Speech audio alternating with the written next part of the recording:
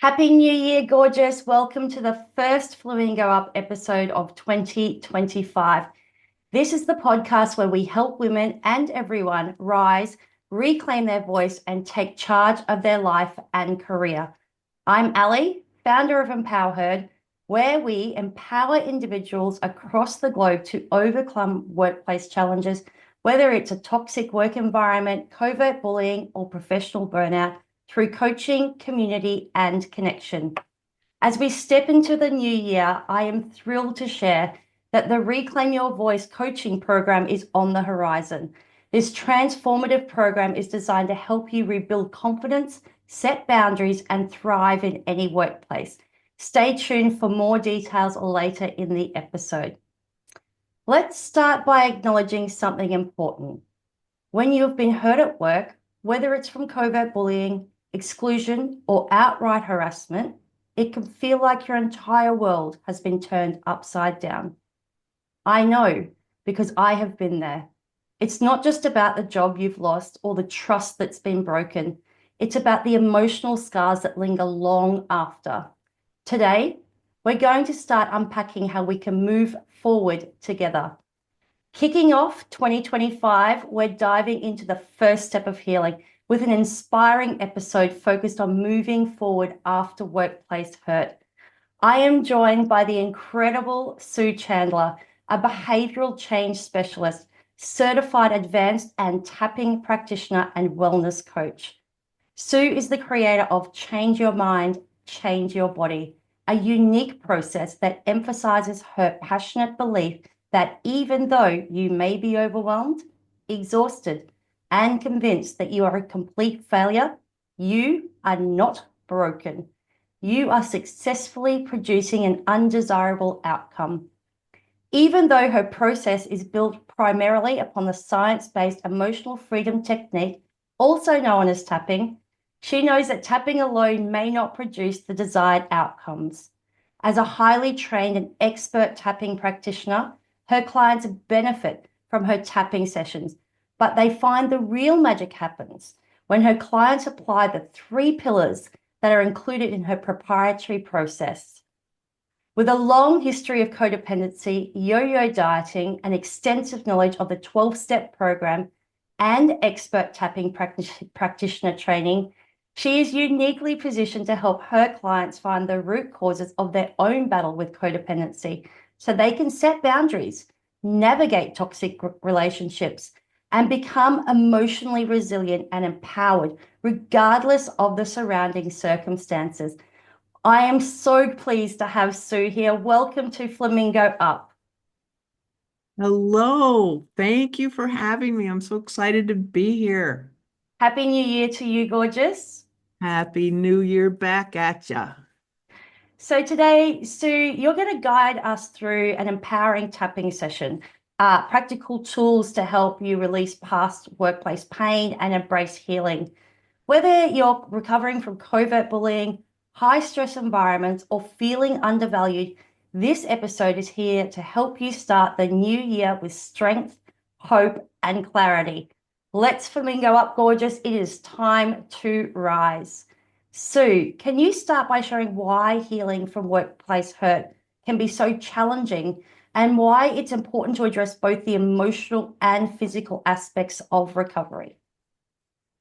Absolutely. It's challenging, of course. I mean, coworkers can become like family and you build that trust, right? And when you have your trust betrayed like that, and then you have to show up and keep going back to the same place where the hurt started. How challenging is that? You got to go to work with the same people, the same situations, and can be a huge surprise to learn that not everybody was raised with the same values, right? Yeah, Absolutely. when I grew up, it was teamwork, and everybody was on the same team, working toward the same goal. And I found out different. That everybody, there's a lot of people that just are out there for themselves, right? And they will smile at you right to your face and they will stomp right over your back to get up to where they want to go. And ugh, and the trauma, it doesn't have to be big T trauma. It can be little T trauma, and it's all part of it. And any size of a T trauma can disturb our sense of safety.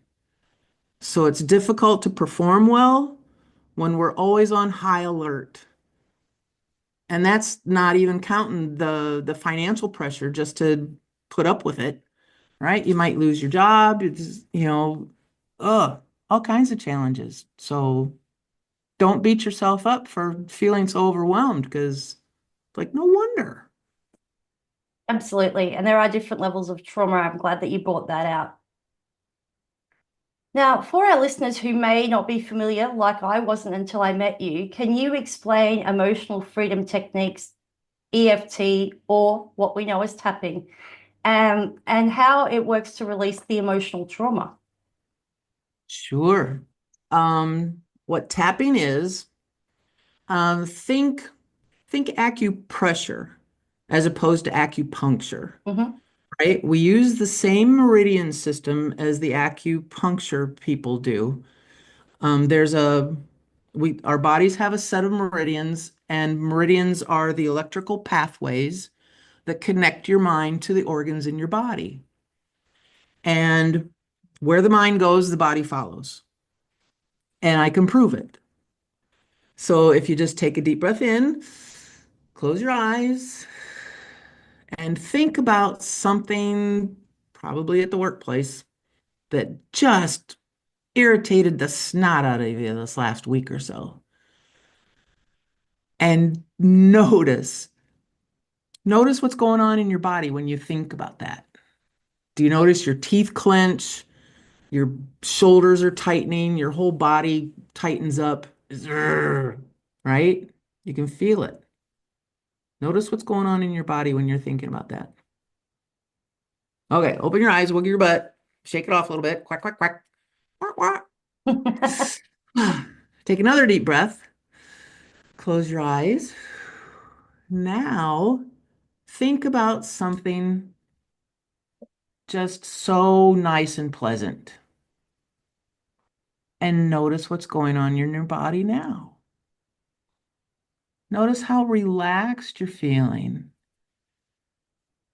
Notice how the little tingles in there and the corners of your mouth are up because you're actually starting to smile because of what you're thinking about. All right? Okay, come back to me. Quack, quack, quack, shake it off. Okay, good job. Losing glasses. No, what's that? Oh, yep. Don't shake so much that you lose your glasses. And what that is proof that what you think about tells your body what to do. And notice that nothing changed on the outside. You're still sitting in that same chair you were sitting in, and the only thing that changed was what was going on in here. So when clients tell me that they have a problem, or when I go out and speak and explain what tapping is, by the end of the talk, I've got them convinced that we don't have problems. We actually produce them by the perception that we have of those problems. So the tapping is actually a pattern interrupt. We interrupt that signal that's going from the brain to the organs, right? Like right in here by the corner of your eyebrow, the side of your eye, right underneath your eye. You can use the one under your nose, the one under your lip, the collarbone. All of those meridians are telling which organ needs to suck it up because something's going on, right? Really? Yeah, that's really interesting. So a little bit of the science that's behind it. Um, okay, imagine this is your brain, okay? If this is your brain, this is the frontal cortex that you're listening and seeing me with right now. Yep. And back here is the unconscious brain. And if we peel back that frontal cortex, inside is the hippocampus, the hypothalamus, There's a pair of little organs called the amygdala that are about the size of your little fingernail. And those pair of amygdala are recording everything since the third trimester, before we were even born. They record everything and stick it in this big old file cabinet in there, right? We call it the filing cabinet of the mind. And everything that happens, it'll mark it with a green flag or a red flag. So if I'm growing up as a kid and I am playing in my sandbox, just having a good old time and nothing happens, just playing with my little toy tractors or something, right? There's a green flag on that. But if there was a time where I was sitting in my sandbox and some neighborhood kid come over and start kicking sand in my face or took my tractor away from me or, that one's gonna have a red flag. So anytime something happens that reminds us of that time, anything that sounds familiar, looks familiar, feels the same way, the mind is going to go ba-bing, right? It's going to on high alert and pull that red flag up and go, we know what kept us safe back then. Let's do the same thing. And when the mind goes ba-bing, all of the blood drains out of that frontal cortex into those organs in the reptile brain for the freeze, fight, or flight response. So that's not the time to make any big decisions. It's not the time to create, and the body cannot heal because it is in high alert, right? Just like a gazelle being chased by a tiger in the jungle, right? The gazelle's like, bing, there's a tiger, and goes zooming off. And if it manages to get away, you'll notice that a gazelle over in the bush will just and shake it all off when the tiger can't find him anymore. The gazelle doesn't go over there going, oh, I wonder if it's going to come back and get me. Oh, I wonder if it's going to eat my kids too. Oh, I wonder if I'm going to be. We're the only species that does that, that worries about what's going on tomorrow, right? Yeah. So if we're constantly in this state of high alert, we go to work every day, the boss is coming around the corner, bing, that person at work is, here she comes, she's coming around the corner. What's she going to say this time? Bing, right? And then we wonder why it's hard to function during the day. It's because our brain is constantly on high alert and we physically don't have the blood in our frontal cortex to operate efficiently the way we're meant to operate. So that filing cabinet is what is what lets us know whether there's something to be on alert about or not. So the point of tapping is to take the emotional charge off of the event and shift the perception that we have of the event so the mind can move forward without pulling that up again. Mm. It'll actually change the red flag to a green flag. And that's the magic of what tapping does in a little nutshell. So that's amazing. That I mean, I didn't know until you just said it that it's like acupuncture without being hurt, like without the Yeah. needles. Without the needles. Like I'm like, whoa, okay. Yeah. Because I've had Yeah. acupuncture and that's painful. Let's be honest. I'm not gonna I don't like needles most of the time. So let me Yeah. ask Not you, many. from your professional opinion, when might tapping be the most helpful for someone who's in the early stages of healing from workplace trauma? And then can you share an example of a situation where tapping could provide maybe immediate relief? Tapping can be used covertly, and the best time to use it is in the heat of the moment, right? To bring that emotion down. Mhm. And what I mean by covertly, you may be sitting in a board meeting, right? And somebody has just done or said something that just, bing, right? And and you can rub the points. You don't even have to tap them. You can just sit there and kind of rub them. And and part of what I do in the style of tapping that I do is at the end of a round of tapping, I have you grab your wrist, take in a deep breath, blow it all away, and go to a happy memory. To the in and out of the to the is what we call good bad collapse. Yeah. It's impossible to feel good and bad at the same time. So that good memory collapses that. And the wrist is a catch-all for all the meridians that are in your hand. Hmm. And the point on top of your head is the catch-all for all the meridians in your body. So when you're rubbing, and you can even finger tap underneath the table, and and the whole time you're looking, and in your head you're going, let it go, let it go. I'm gonna let it go. And grab your wrist under the table, and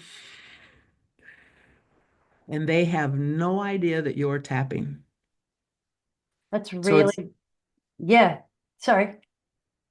yeah, it's a great way to tap covertly without them even knowing what you're doing. Yeah, that would have been great to know back in the day. Yeah. And But, another great thing, even before you get to work or after, if you're going home from work, um, the goal is to remove all the buttons so you don't have any buttons for them to push anymore. mhm. We can change them, right? The only thing we can change is us. But done working, walking on eggshells and done putting up with all the crap, right? Setting the boundary. Um, one of the techniques that I teach my clients is called a tap and bitch. And it's a great way to tap when you're alone in the car on the way to work or on the way home from work. You just tap and you scream at the top of your lungs. It's kind of like those rooms where you go smash stuff, Yeah. only it's the anger work. I've really noticed so many of the clients get huge shifts when they do the anger work. And so many of us have never been allowed to be angry. Mm, We feel guilty if we get angry because we've been taught from way back when anger is not a good thing, but done in the right way, anger is a very good way to bring all of that stuff that we have stuffed for so long to let it up and out. And it's all about safety. The tapping allows us to give ourselves permission to be safe as we release that emotional pain because it's in there. Memories buried alive never die. From, I mean, it's recording it from way back when, and they are all in there. And if we don't process it and let it go, it's going to bubble up in what we've labeled as dis-ease. mhm. Your body will tell you, it'll start screaming at you. Something's wrong here that you have ignored for too many years, and we need to deal with this. It is interesting. There's a huge theme through this entire podcast that, I mean, every expert we've had that has come on, we've all recognized, even if you've been a victim of workplace bullying, that your body knew before your brain knew what was happening. Yes. Yep. Yeah. Yep. The body keeps the score, right? That Yeah. book by Bessel Hindercock. The body keeps the score. It keeps track of all that stuff. Absolutely. So we've talked about what tapping is. I think our listeners would benefit from experience it firsthand. So would you mind guiding us through a short tapping session during the episode? I would not mind at all. It would actually be a little fun, I think. I'm gonna lose my glasses, So, aren't the most important part about actually tapping when I work with clients, I don't even need to know the entire story. In fact, I don't need to know the story at all, which makes it so much different than regular talk therapy or counseling, right? You have to tell your story, and what we focus on gets bigger. So if I'm going to counseling, week after week for 30 years and telling the same story. Guess what's happening? So, what I need to know is how you know something bothers you. So that little that we thought of a few minutes ago, let's start there. Think Tight, about that one tight little shoulders, thing. tight Yeah. shoulders for me. And think about that thing that caused it, that you were thinking about, that made everything go, right? Hmm. And people know how they know in different ways. Some people feel it in their body, that tenseness, the tightness, the constricted throat sometimes. Some people see a movie playing in their head or a picture of something in their head. Some people hear people just in their ear. Those are all different ways. There's a smell can let you know that something bothers you, right? So you just need to know how you know that that thing that you're thinking about is bothering you and rate it from 0 to 10. 0, it doesn't bother me at all. 10, it's really strong. How strong is it? So what would your number be? And the stronger it is, the faster it goes. People are like, well, I don't want to go there. But it's you got to feel it to heal it, right? Mm. And you want to bring it up as strong as you can because we can knock it out fairly quickly the stronger it is.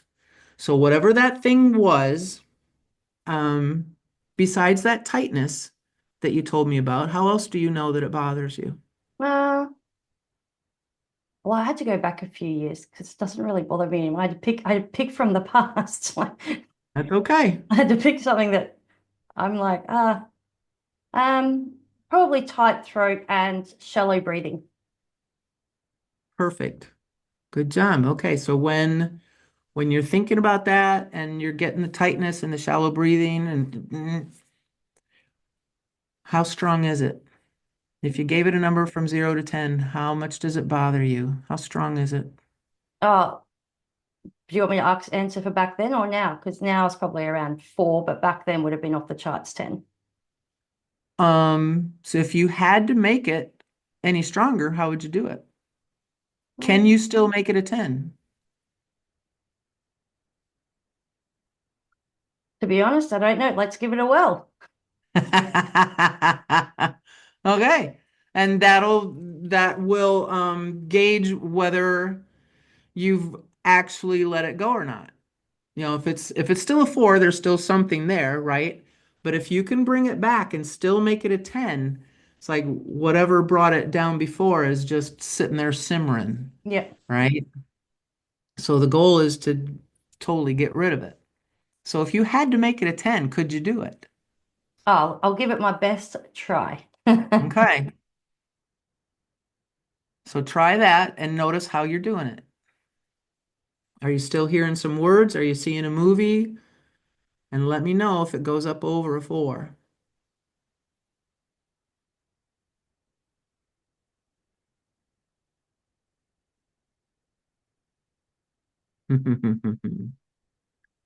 No, I can't get it there. Awesome. That means you have let it go, but notice how you know there's still a 4. Mm. Okay. You got that? Yep. Okay. Now we're going to take these 2 fingers and we're going to start tapping at the points. There's one here, side of the eye, under the nose, here, collarbone. Okay. Yep. And you can tap on both sides, one side, one hand, 2 hands, doesn't matter. The only way you tap wrong is to not tap. So we're going to take these 2 fingers and start tapping. And you can repeat after me if you want. And if you don't, just keep going because I'm not talking to your conscious mind anyway. I'm talking to the unconscious, right? Yep. Okay. So if we start tapping through the points, this 4, and you can repeat after me if you want. This 4 feeling, This 4 feeling, whatever it is, whatever it whatever, represents. whatever it is, whatever it represents. I don't know exactly what it is, I don't know exactly what it is, but I'm gonna let it go. but I am going to let it go. I know something about it is still keeping me safe, I know something about it is still keeping me safe, but I give myself permission but I give myself permission to be safe as I totally and completely let it all go. to be safe as I totally and completely let it all go. This four feeling, that pressure in my chest, that tightness in my throat, This full feeling of the pressure in my chest and the tightness in my throat, I let it go. I let it go. I let it go. I let it go. It's time to let it go. It's time to let it go. And I choose to be safe as I totally let it all go now. And I choose to be safe as I totally let it all go now. Okay, grab your wrist. Deep breath in. Blow it all away. And say peace. And go to that happy memory that you were thinking of just a little bit ago. Okay? All right, shake it off. We'll give your butt. Quack, quack, quack.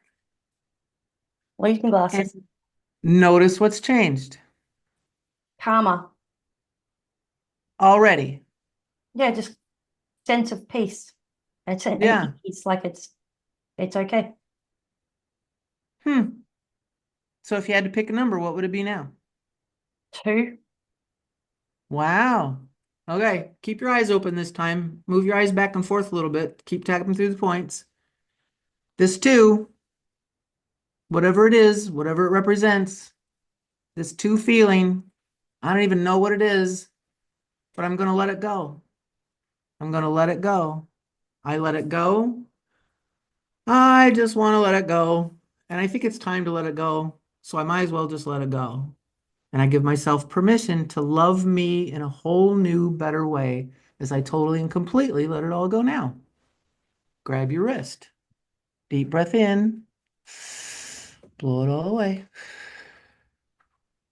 Peace. Peace. And go to that happy memory. And notice the best parts about that memory. What you saw, what you heard, what you felt. Good job. Okay, come back. Quack, quack, quack. I am going to do this for everyone now. Quack, quack, quack. Yep. Notice what's changed. A lot. Just I was peaceful before, but I'm not even. There's just nothing now. It's just a nothingness, like a. Wow. I can't explain that feeling. Do you know how you're just I incomplete? know. Yeah. You're just incomplete, like there's no explanation for it. Like it's just nothing there. Hmm. And that's the magic of it. And we only spent what, 3 minutes, 4 minutes, or even less than that doing the actual tapping, but that Mm. back and forth and back and forth. And if we can lower it that much in just that little bit, just think what you can do when you work one-on-one with a practitioner for on the bigger stuff with lots of layers. It can shift huge things. Mm. So for those who may not feel an immediate shift during the demonstration, how many rounds of tapping would you recommend, and how often should we be practicing it? Like I said, the only way to tap wrong is to not tap. And when when I was trained to tap, the instructor that taught us said, you tap until it goes away or you pass out, whichever comes first. He was kidding, but he always said, either way, you're going to feel better. Even if you pass out, just take a nap and you'll feel better when you wake up. So daily tapping is a good thing. Even if it's just for a few minutes first thing in the morning to set your intention for the day. Um, the tapping in the car on the way home is a really good thing, right? And just for a few minutes can make shifts, especially if you're doing it on your own for long term. Just a little bit every day can make some big shifts. When I work one-on-one with clients, and we do some deep, heavy work, my sessions are 2 hours long.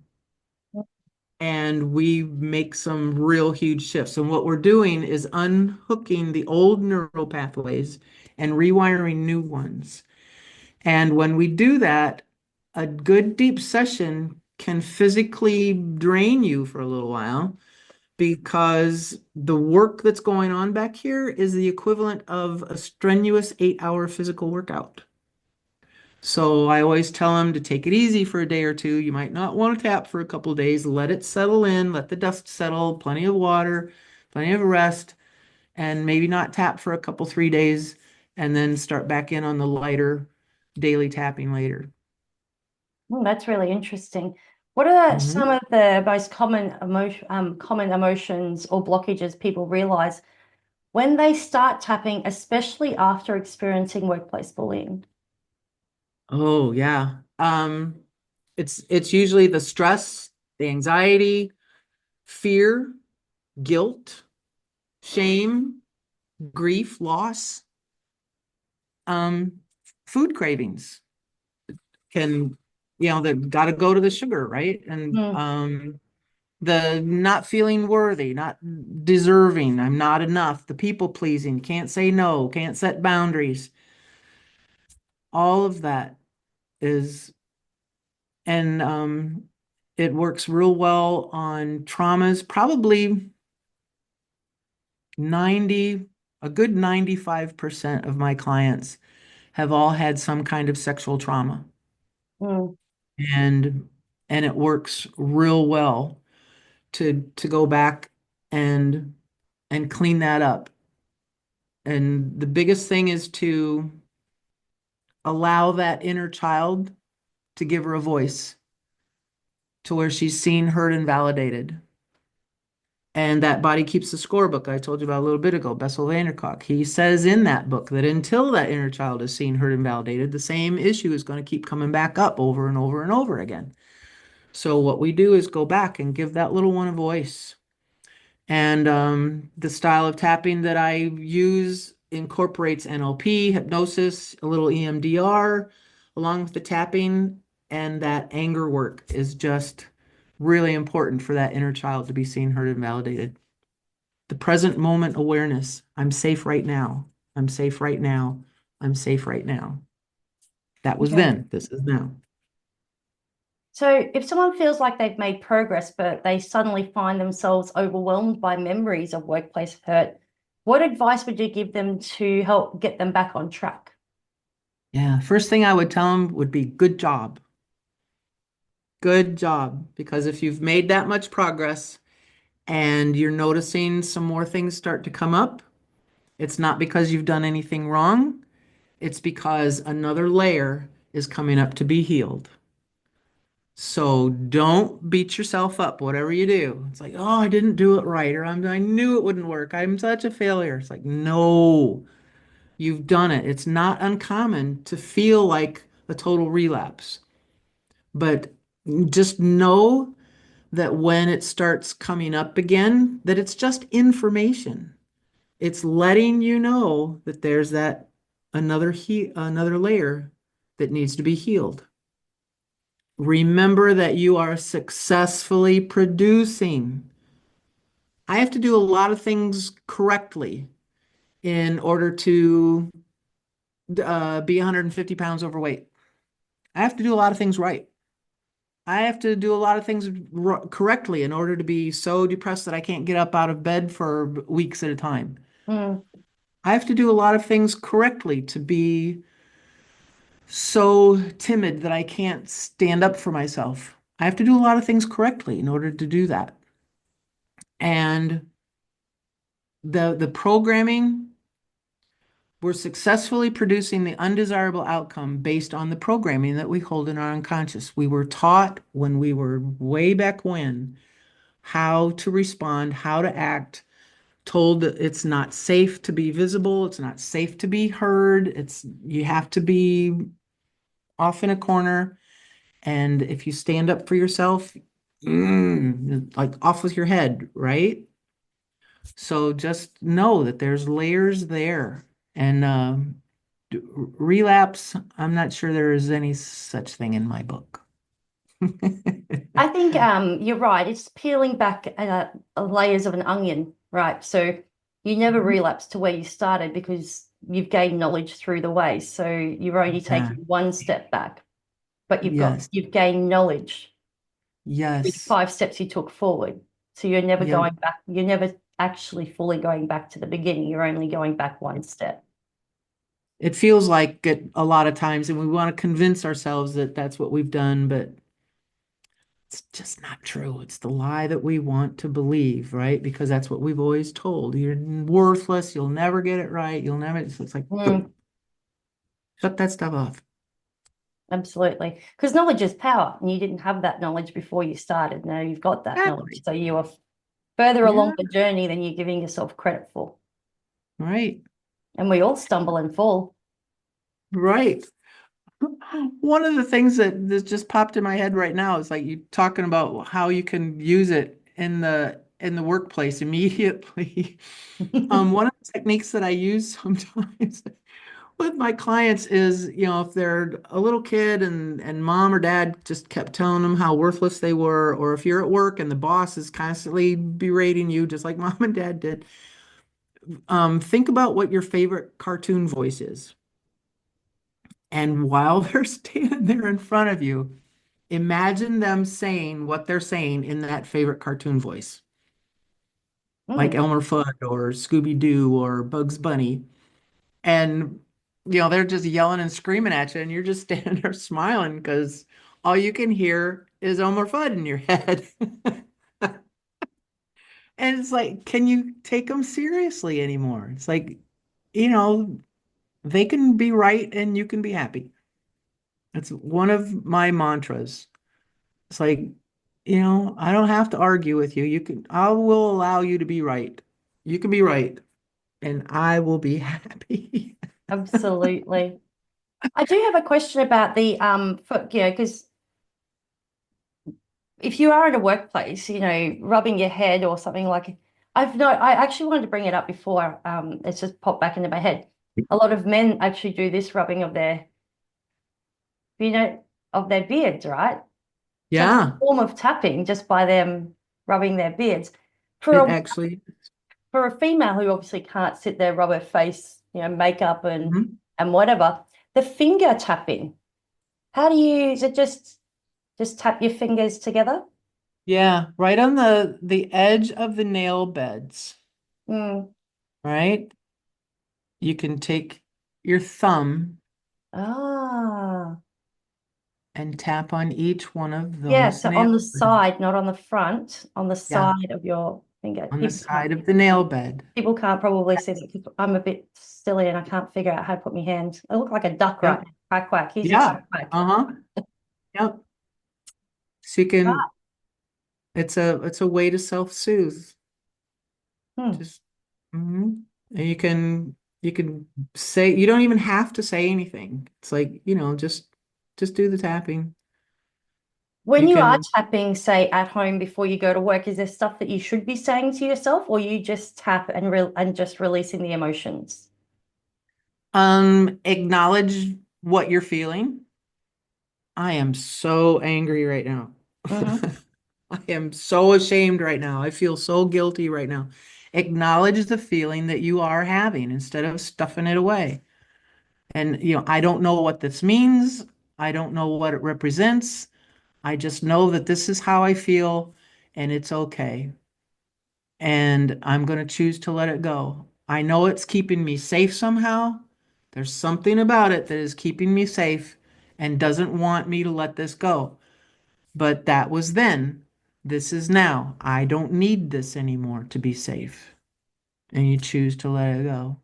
I think that's the most important sentence in the entire part of tapping. That is then, this is now. Mhm. So to constantly reminding yourself that you're Yep. you're in the present. You're coming Yeah. back to the present. And it keeps you from beating yourself up for being that way to start with. I must be broken. Mm. There's something broken about me that I'm feeling this way. It's like, no, you were programmed to be that way in Yeah. order to survive. This is what kept us alive when we were little. Something as simple as um, being left in a crib to scream for an hour or two. That abandonment, right? It Yeah. doesn't like the big T, little t, but to a toddler, that's a big T to a toddler.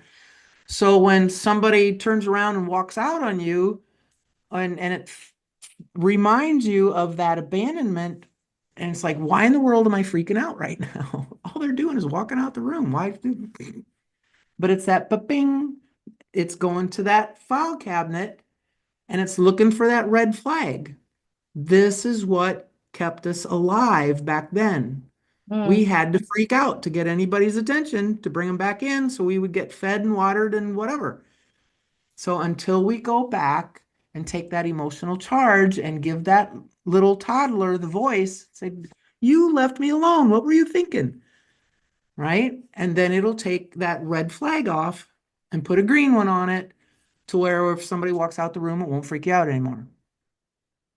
That's amazing. I've really enjoyed this session. So just Me too. lastly, for anyone interested in learning more about tapping or seeking further support from you, where can they find you and what resources do you have to offer? Okay. My website is chandlerwellness.org, and I offer a free codependency assessment to determine your level of codependency, kind of like Jeff Foxworthy. You might be a codependent if there's 25 questions in there to gauge your level of codependency. But what I'm the most excited about right now is my free 5-day emotional weight loss challenge that is launching on January 8th. There's going to be 5 short videos for 5 days to help identify and sort through 5 major emotions. It's not going to have anything to do with physical weight. It's going to have everything to do with that big, heavy emotional baggage that we're all carrying around, right? Try to get rid of that the first of the year here. And at the end of the week, we'll meet for a group tapping on what came up through the week when we work through those emotions for those 5 days. That sounds And amazing. yeah, and you can find that at chandlerwellness.org/sign up. I'll also put all those links in the show notes as well for everybody to be able to access easily. So keep an eye out for that. Sue, thank you for joining me today on our first Flamingo episode of 2025. 2025. I know, here we go. Thank you for sharing your expertise and guiding us through such an incredible tapping sessions. Sue's work with Change Your Mind, Change Your Body process reminds us that even when we feel overwhelmed, exhausted, or broken, we are not. We have the power to shift our outcomes and take control of our healing journey. As you move through this year, remember that healing is a process and you don't have to do it alone. You have the power to rise, reclaim your voice, and thrive. Flamingo Up means standing tall, owning your space, and facing life's challenges with grace and strength, just like a flamingo. Now, as we talk about moving forward and starting the healing process, I'm thrilled to announce that the Reclaim Your Voice coaching program starts in 2 weeks.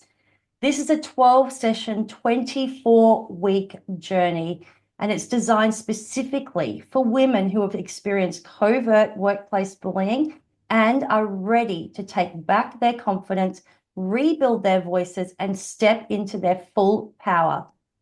Through this program, you'll gain the tools and support to recognize and address toxic workplace dynamics, rebuild your confidence and your self-worth, set and maintain boundaries that protect your energy, develop emotional resilience and leadership skills, advocate for yourself and others to create healthier, more empowering workplace cultures. With a community of like-minded women by your side, you'll transform workplace challenges into opportunities for growth and empowerment. If you're ready to reclaim your power and make your 2025 your year of transformation, I'd love for you to join us. Spots are limited, so reach out to me today to secure your place. I cannot wait to support you on this incredible journey. Now, if today's episode resonated with you and you're looking for more support, I'd love to invite you to the Be Heard community. It's an intimate group where I offer live coaching every Wednesday. You can find the link to request an invite in the show notes. And don't forget to like, subscribe, and share so you never miss an episode. Next week, we are diving even deeper into the healing process with an episode titled Moving Forward, the next step in healing. Discover your values. We'll explore how understanding your core values can guide you in building a life of confidence, clarity, and purpose. Wishing you light, love, and plenty of flamingo spirit as you step into this new year. Keep flamingoing, gorgeous. I will be your sparkle sidekick.